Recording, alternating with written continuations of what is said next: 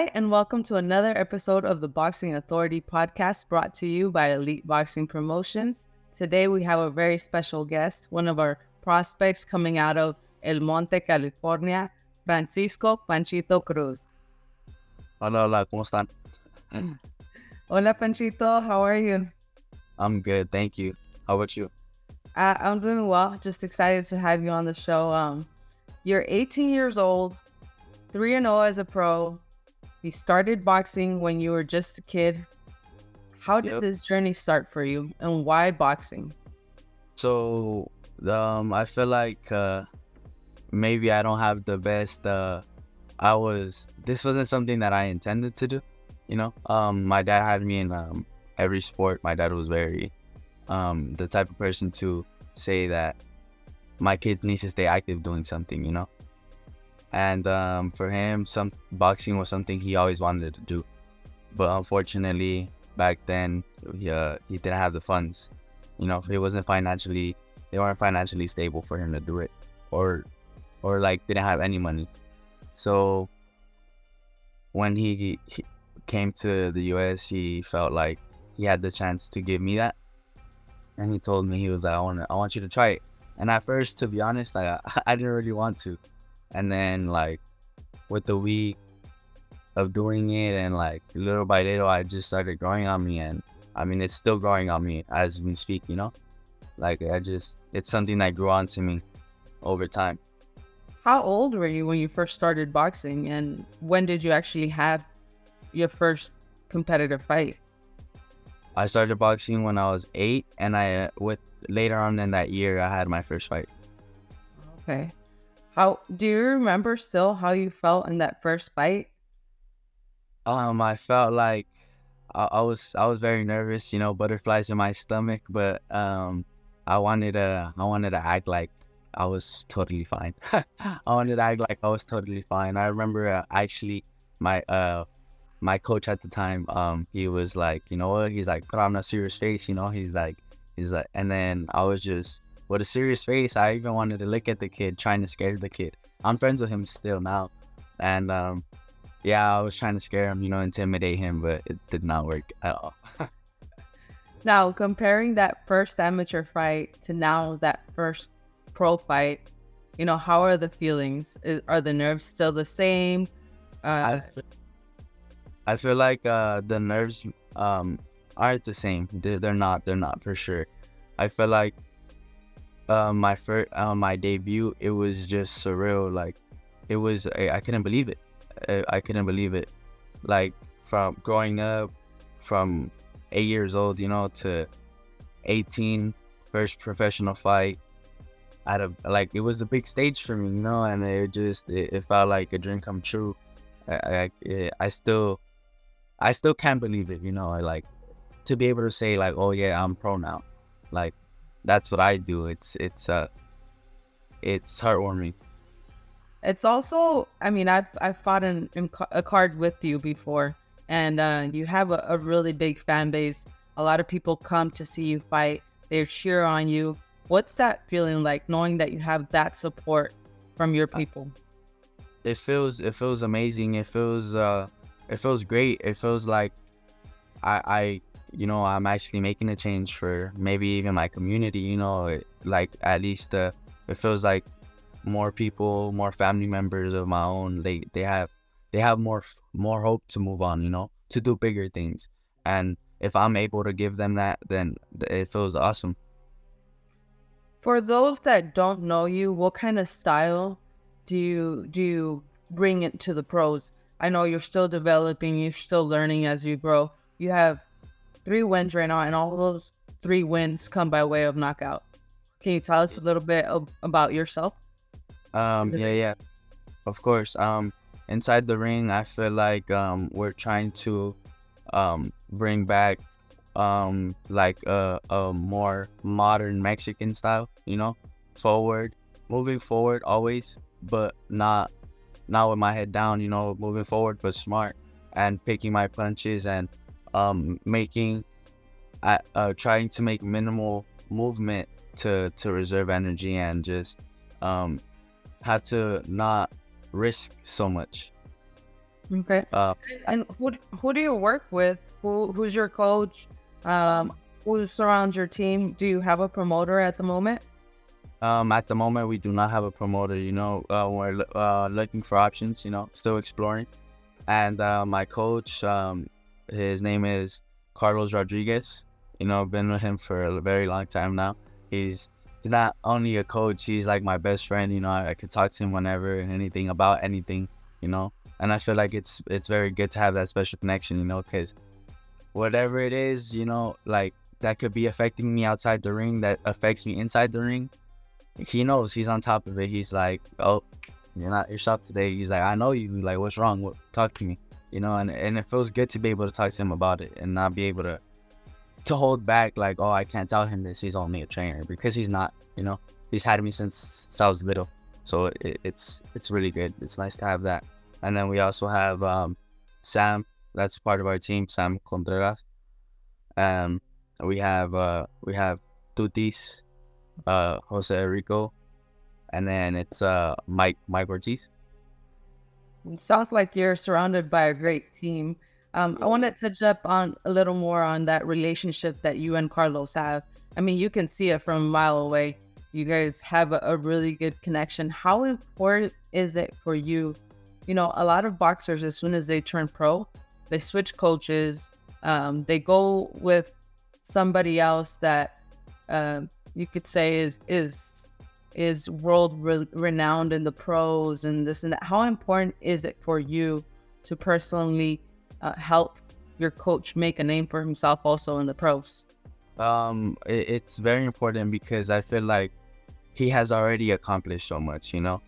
He has already accomplished so much. But yeah, as far as how people change coaches, I don't know. People have their reasons, but I mean, at least me personally, I can't say that he's giving me any reason to change him, because he has made me who I am today, and I'm very grateful for that, and I want to give him a big thank you for that, because without him, I wouldn't be where I am today, because he guides me not only in boxing, in life. He tells me his beliefs, and I hold on to them, and I carry them around with me. And to change him, I don't think it's something I can do. I don't see how I can. It would look to me, it would be like a big struggle having to go through it with another coach. Having to build that whole bond again. It's a lot. It's not gonna come easy. It doesn't come easy. I'd agree with you. I mean, my husband is my coach. You can say that he's actually the one that taught me everything I know, because I started really competing when I started training with him. And for myself, I've been told millions of times, change coaches, this and that. But you know what? I remember when nobody really cares, when you're starting, nobody really even wants to help you. And he was always there. So I always take that, I keep that. I've never been afraid myself to add another coach. We can add, but he's always going to be there. He's always going to be, by my side, because nobody knows you better than the person who actually built you. And I believe that you can always add, but you shouldn't necessarily take away something that isn't broken. And you guys really, really make a good team. You can see the chemistry in the corner, the way he tells you to make adjustments and you do them. I mean, I really like this team, and I wish you guys the best. And I hope that you guys continue to work together and achieve many goals. What are your goals in the pros? I mean, you're just 18 years old. You decided, you weren't an Olympic hopeful. You just decided, you wanted to be in the pros. And why did you not stick around in the amateurs so much? Well, it was very long before we turned pro, because we started when we were 8. So pros was always something I was looking forward to. It was always something, like as I started, I know I said that it wasn't something I wanted to do at the beginning, but as time passed, it became something I really wanted to do. It was something that it was just like, that's what I'm gonna be, and that's what it is. It's gonna be like, there's no other way. There's no other way. I'm not having it. And Yes. So when I know we didn't make it to no Olympics, we could have stuck around, but also another big part of boxing for me is um, it's I see it as an opportunity, a head start to be able to help my family, my loved ones financially, because not only is it a big risk sport, it's also a big take that you can make it big, you can make those millions, and that's what it would me just to get a head start on it, to be more comfortable by the time I'm 20 with the sport. Because if we wait around for the next Olympic, it's not a guaranteed I would even qualify. So Well, I mean, that's we all have our different mindsets, and I love that about you, that you're going after what you want, and so you're very driven. You keep mentioning your family. Your family came here from Veracruz, am I correct? yes, correct. Okay. And how hard and how important is it for you to help your family? You guys are immigrants that came from Mexico, uh started living in the US, adapting into a different lifestyle, and really just trying to, make it make a better life here in the US. Yes, yes. Well, that's I feel like it's a big part for me because I mean it wasn't not too long ago. Like I also went to Mexico and I got to see how my family out there lived, and we aren't the richest out there, but I mean my family and even a lot of people in Mexico, they're just so happy to be able to enjoy life. And over here, it might not be the same. We we live better, yes, but my mom's working steadily, so is my father, and all they're looking forward to is making more money to be able to enjoy life. And if I feel like if I can help, it would just mean so much because they are the people who gave me life, and I am very grateful for them for everything they've done to try and give their kids a better life. So I I completely understand what you're saying, because when you're in Mexico, it feels like, there isn't as much money or as much, you know, uh, work or this and that. But in Mexico, I feel like they enjoy life a little more. They yes, get yes. together, the family, everybody knows each other. Everybody, the los vecinos se dicen hola, Yeah. like they don't have to be, although money is a worry, they don't let that stop them from being happy. And over here it is more of a worry to pay bills. If we don't pay those bills, we're gonna be on the streets because it's not a lot. It's nicer when you look at it, but living in it it's a little more stressful, especially if you don't have it financially. Because financially, if you're there financially, you can enjoy it. You don't have to worry about things, and that's what I want to be able to give to my family. For them to just, hey, today let's go bowling. Just little stuff to enjoy, stuff like that. That would mean the world to me if I could give that to them. I completely understand that hunger. I'm the same way with you. I started actually going to Mexico as I was older because I was undocumented here my whole life, and boxing gave me the opportunity to return to Mexico and come back to the U.S. But I did see that difference in the culture and the love and the care, and just the way they just live happy with, the smallest things. I'm like, I wish the US was like that. I mean, you're the whole neighborhood in Mexico, and here is like you don't even know who lives next to you. Yeah, honestly, and it's crazy. It's crazy because we have so much more, but yeah, we can't enjoy it as much. All right, we're gonna switch it up into Spanish right here because I want to show off that, you live in El Norte, you Sí, sí, have tienes familia mexicana, claro que sí. hablas muy bien el español. ¿Qué tan importante es para ti conservar esas raíces mexicanas y hablar esa lengua? Eso para mí es bastante importante, nomás porque a mí no me gusta. Yo siento que soy la tipo de persona que es muy orgulloso de dónde viene. Y a mí, eso a mí no, nadie me lo va a quitar. Yo voy a gritar al mundo que soy mexicano, porque me da mucho orgullo en mi cultura y lo que hacemos y cómo piensa mi cultura, porque es muy amable poder convivir con otra gente. Si uno no convive, no, ¿qué tanto estás disfrutando de la vida? Para mí. Y eso para mí es muy amable y le quiero dar muchas gracias a todo México por eso. No, a mí me da mucho gusto que sea tan importante para ti conservar tus raíces, hablar español. Eh, el boxeo creo que es uno de los deportes más difíciles, más rudos y tiene a los fanáticos que más exigen de ti. Eh, Muchas veces el mexicano no es aceptado si no habla la lengua. Te voy a poner un ejemplo. Triple G lo aceptaban porque decía que Mexican style. Y él no hablaba nada de español. Pero si tienes a un mexicano, que hijo de padres mexicanos, que no habla español, no lo aceptan. Y el mexicano que habla español, pues lo aceptan más con brazos abiertos.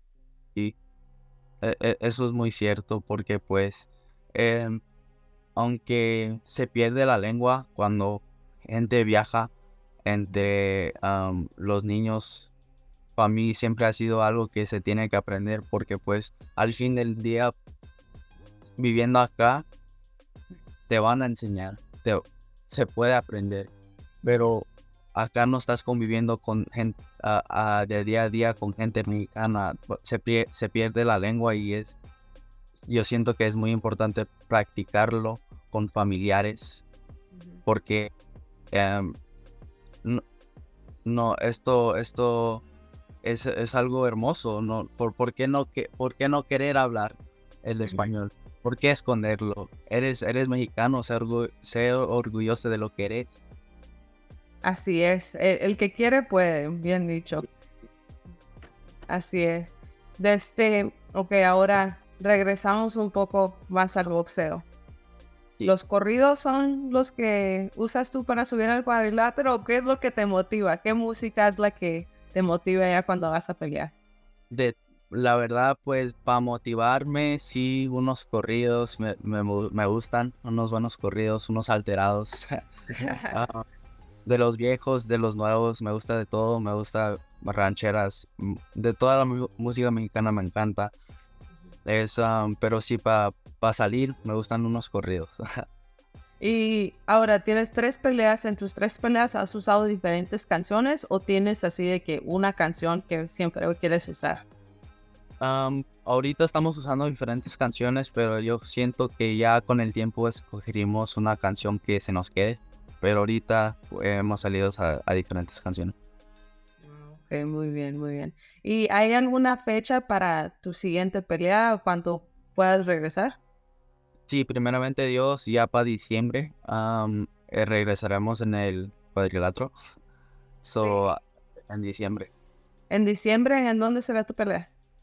Am, Estamos intentando de conseguir la pelea aquí de donde soy, en el Monte, California.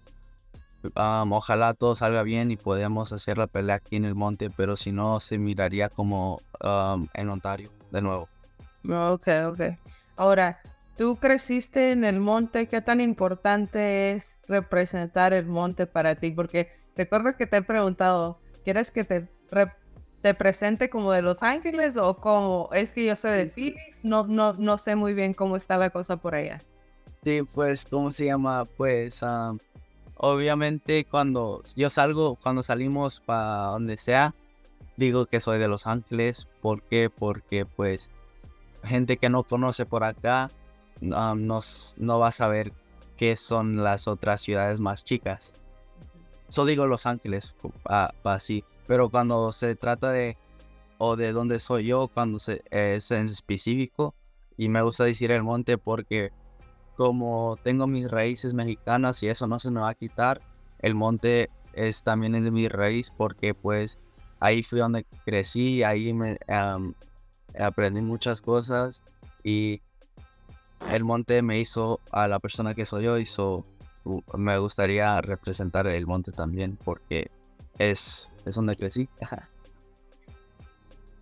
¿Estás muy orgulloso de tus raíces, de la persona que tú ahora eres? ¿Habría algo que tú regresarías al pasado y cambiarías? ¿O Sí, dejarías todo igual para ser la persona que eres ahora? dejaría todo igual para ser la persona que soy, porque nadie es lo que es hoy, sino por las cosas que habían pasado. Si no pasan esas cosas, no vas a ser la persona que eres hoy. Bueno o malo, te cambió a una mejor persona si aprendiste del error. Si lo sigues haciendo, entonces no está bien, pero si no hiciste algo bien y tú sabes en tu cabeza que no estuvo bien, pues te hizo una mejor persona, ¿para qué lo vas a querer cambiar? Muy, muy válido punto, la verdad. Ahora, let's take it back. I want to take it back to English for our English audience. What is a day in the life of Panchito on a weekday? Training schedule. On a week. Okay, on a daily schedule, it's usually just wake up. I'll go for like a little morning run, and then we'll get back home, clean up, just clean around the house, you know, clean my space, and then maybe play the game for a little bit, and then go to the gym and work out, and then come home, eat, rest up, and repeat. Eat, sleep, train, right? Yep. And Oh, who's Panchito outside of the gym? You know, on the one day off that you had on Sunday. on my Sundays, you can catch me at any baile. Let's go dance. Let's go have some fun. Oh, you know how to dance? Of course. What kind of music do you dance? Me gustan norteñas, banda, corridos. ¿Te vistes vaquero? Yep. Con sombrero y todo. Con sombrero. Sí, claro. ¿De qué son las botas? A ver. De pitón. Oh, wow.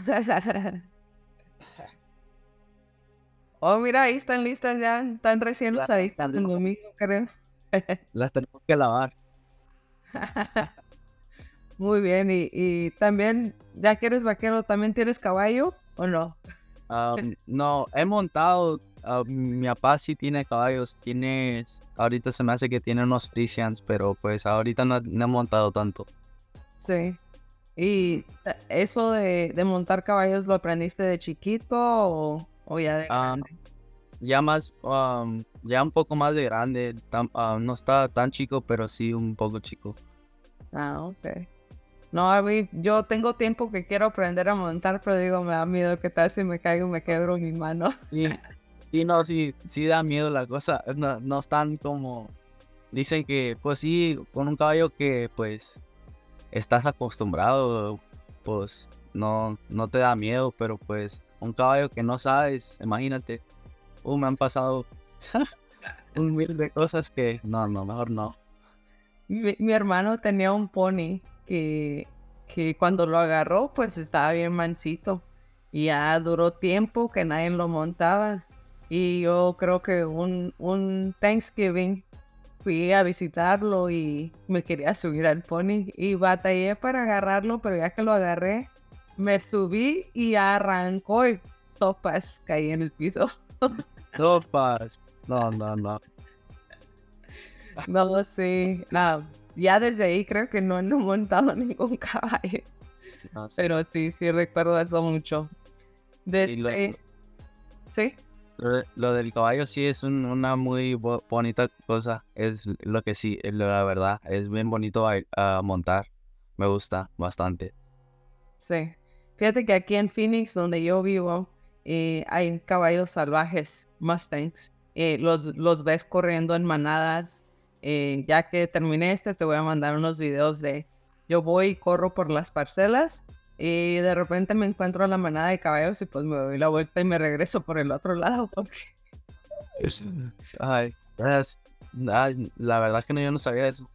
Sí, hay muchos caballos aquí salvajes y pues los cuidamos mucho aquí. pero pues son muy bonitos, pero pues también no se sabe, son salvajes, así que mejor del Mejor, ejército. mejor no. Sí, así es. Ahora, tú vives en California, vives cerquita de la playa, ¿incorporas un poco los entrenamientos en la playa o natación o algo así Ah, para tu boxeo? no, la playa no tanto, pero pues sí hemos ido ahí como hay unos lugares que hay escaleras to go around the stairs. Ahí sí Okay. corremos en vez en cuando, pero no es algo diario. Okay. Ok, muy bien. ¿Qué es algo que a ti, la verdad, te incomoda o no te gusta tanto del boxeo, tanto en general del boxeo, tanto como entrenamiento? Tanto en el boxeo como en el entrenamiento. La primera cosa creo que nos viene todo a la cabeza es la comida. Es la comida. Porque a mí me fascina comer. Me fascina. Me so- pero ya que hay que dar peso es como me quita mi favorita cosa. No, mejor no. ¿Qué son las cosas favoritas que te gusta comer a ti? Tortas, burritos mojados, um, carne asada, enchiladas, De de todo. todo lo bueno.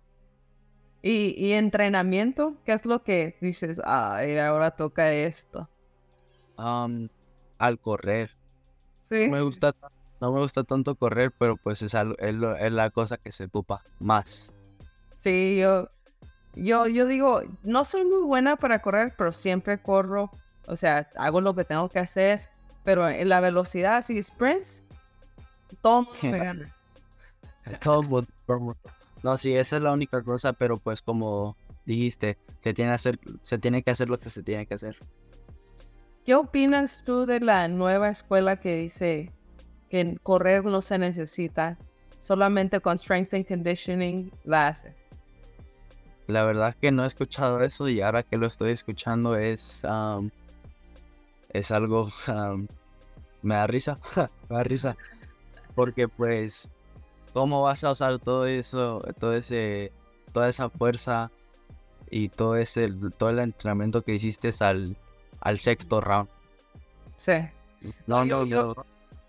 yo pienso que en el boxeo es un deporte tan completo que tienes que hacer de todo un poco. O sea, no Y, puedes pues, ser específico del boxeo, tienes que meterle corridas, poquito pesas, ejercicios de todos. y se ocupa de todo porque pues, y también eso es lo bonito del boxeo que vas a aprender cada día, nunca vas a parar de aprender en el box, porque hay tantos estilos y hay tantas cosas que se tienen que ajustar, porque el boxeo es como la vida salvaje, el que se acomoda mejor va a vivir más. Ahí es matas o te van a matar.